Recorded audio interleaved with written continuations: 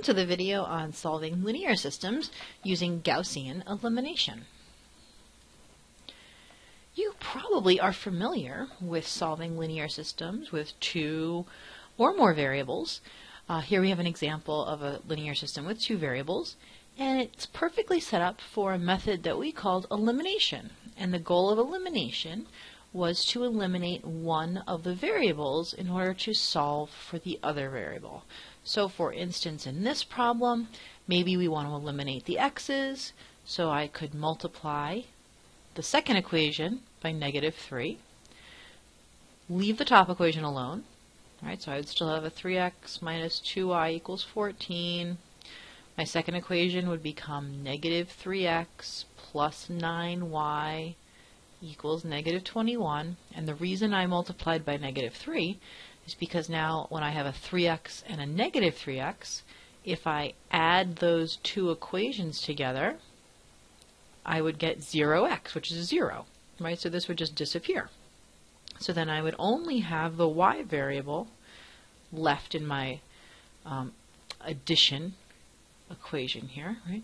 So I would have 7y equals -7, and then I could divide by 7 to solve for y, which would be -1.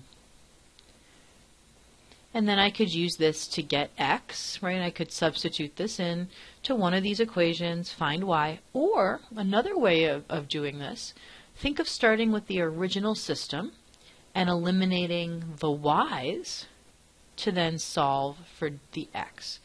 Now, you probably have never done that. That is something you could do. That's actually more similar to what we're going to do in this new method called Gaussian elimination. I'm going to do substitution right now. So I'm going to do x minus 3 times -1 equals 7. That's really x plus 3 equals 7. Subtract 3 on both sides, and I get x equals 4. Okay, so it's a kind of a combination, almost you could say, of elimination and substitution because of this substitution step right here. But either way, notice that the first goal was to get one of the variables to disappear. Okay, so we're going to be doing something similar to that in this method called Gaussian elimination, which it turns out what you've been doing all along.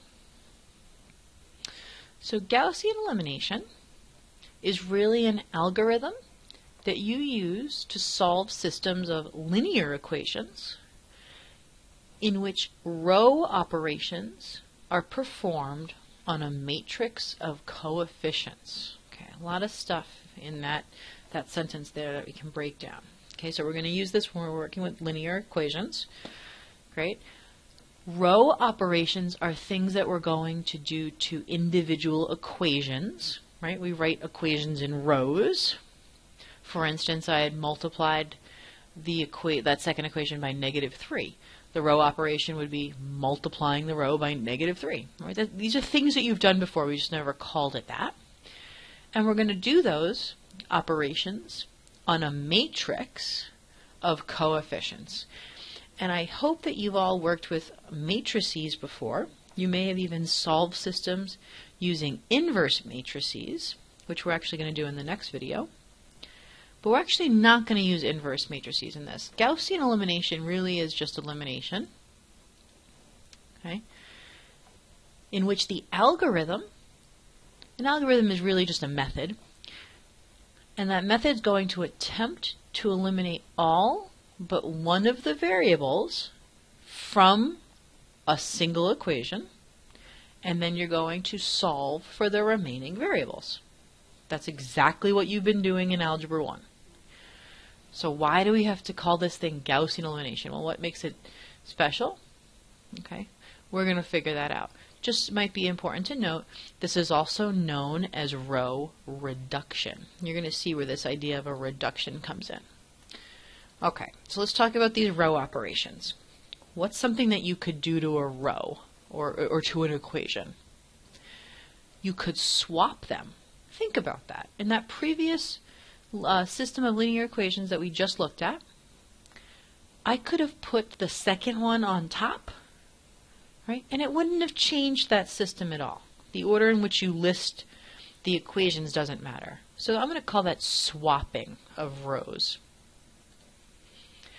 I could multiply a row by a non-zero constant. I did that in the previous example. I multiplied by -3.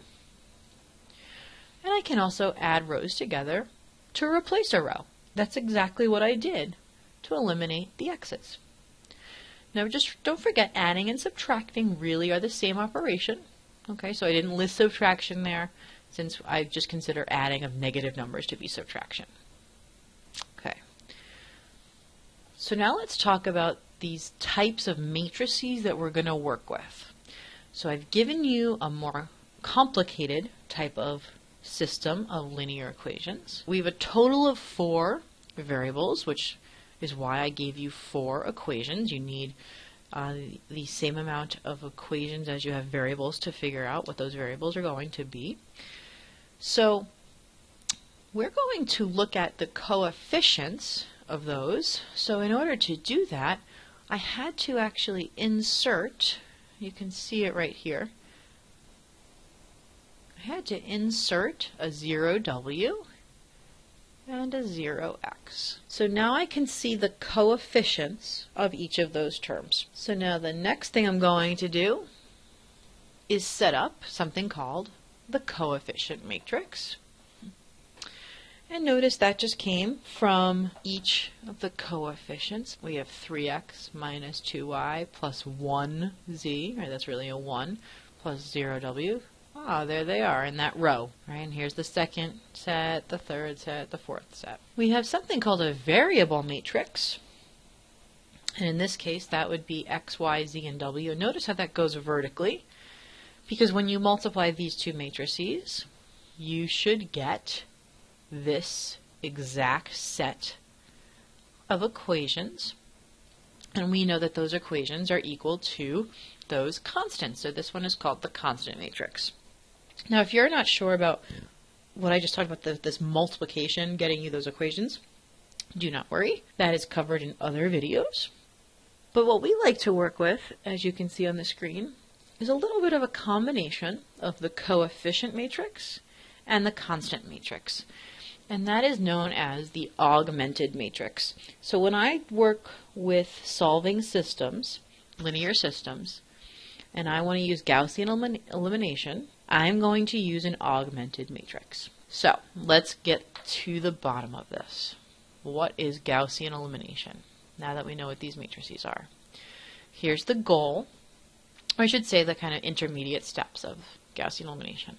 The first step, you want to create an augmented matrix. So I used that one from the previous slide. The next step, you want to attain something called row echelon form.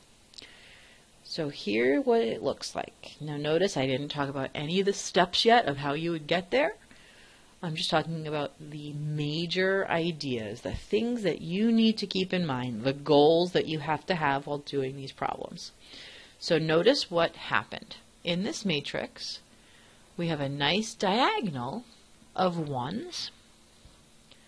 We also have a bunch of zeros below those 1s. Now if you think about what this now says, this bottom row says 0x plus 0y plus 0z plus 1w, right? That really says 1w, so I'm going to say w equals 0. This row echelon form does exactly what you are used to doing when you're solving equations by elimination. You get it down to one of the variables equal something. So notice in the very last row we have done that. Now from this point, I guess you could then take your w equals 0, plug back into this equation to find what this would be, right, which was z. Take your z and w and go backwards and so on and so on. So there's nothing wrong with doing that. But in Gaussian elimination, we want to get to something called reduced row echelon form.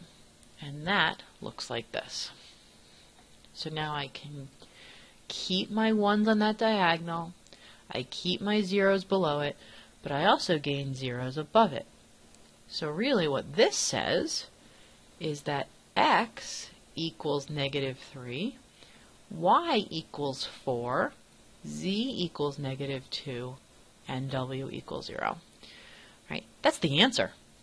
I've found all of them. So my goal is to get from all of this stuff, this intermediate step with the diagonal of 1s, the 0s below it, and then to the next step, which is 0s above it as well. And then I would have solved the problem.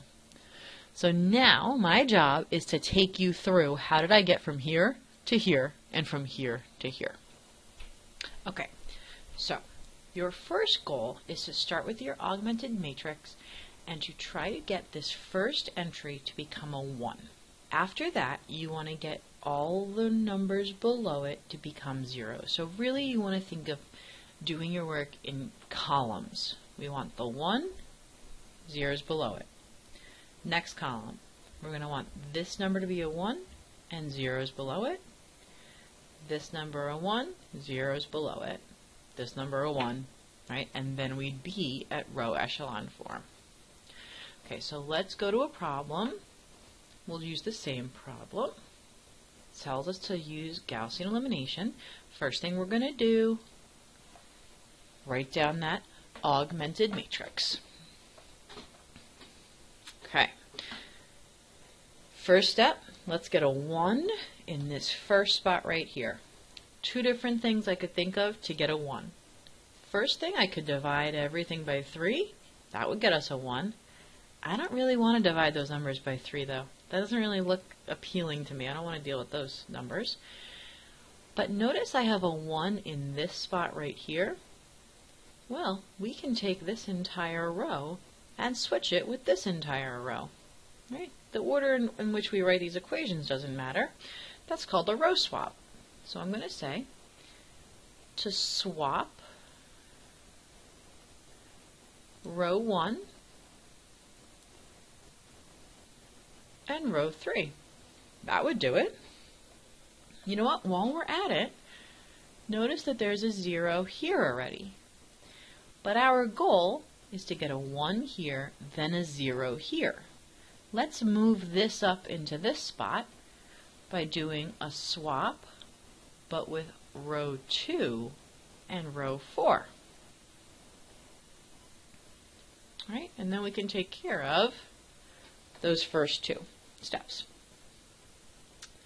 So there is our new matrix. Next, we need to make this a 0.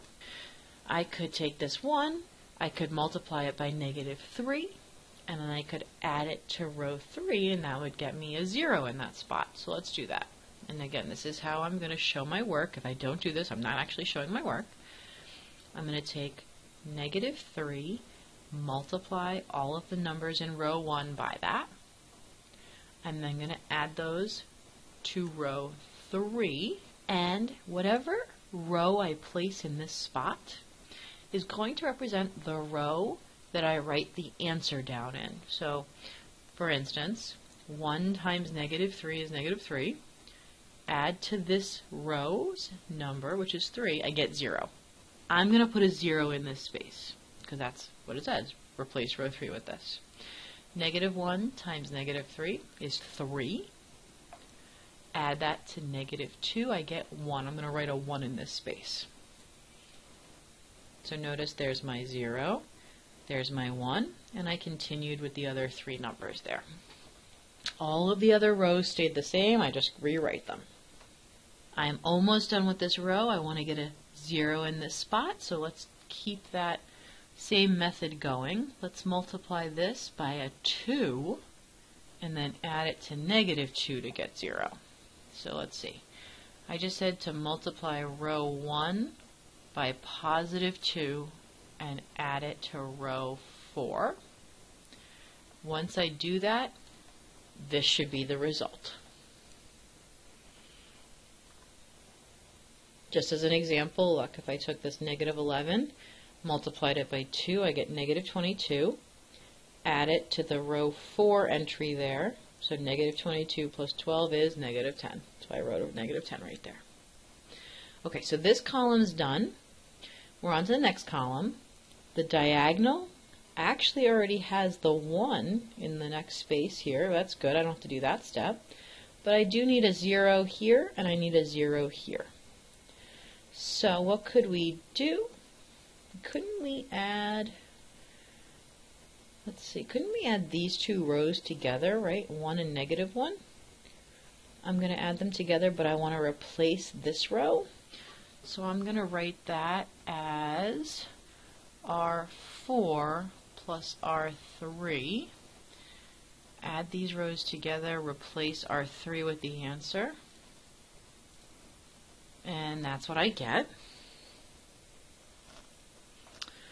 Okay. Now I want to get a 0 here.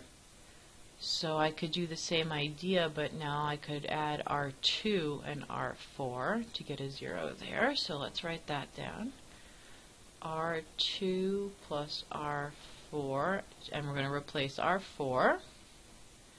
So we're going to get 0 here, 0 here, -3 here, and 0 here. Here's our new R4.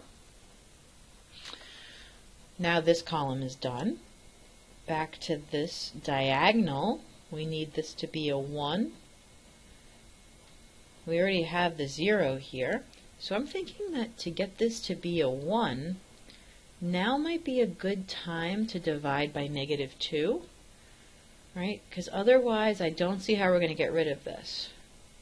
If I multiply this equation or this equation by something and add it to this, these zeros are going to go away. If I try to multiply this equation by something, this is just going to stay 0, and I'm not going to be able to cancel this. So I think it is my only option to take row 3 and divide by -2. So let's take those 3 values there, divide by -2, because 0, that's just going to stay 0. And we get that. So now our third column is ready, and we just need to get a 1 right here. So why don't we divide that by -3? So R4 divided by -3 gets us 1 and a 0. Excellent. So we are now at that halfway point. We are at row echelon form.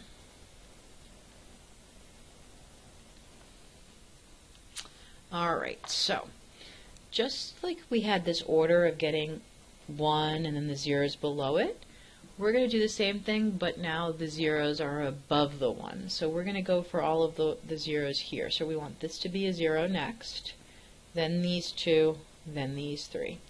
So to get this to be a 0, why don't we add these 2 rows together, right? Because if I add 0 and 1, that's just going to stay 1, and we need that to stay 1.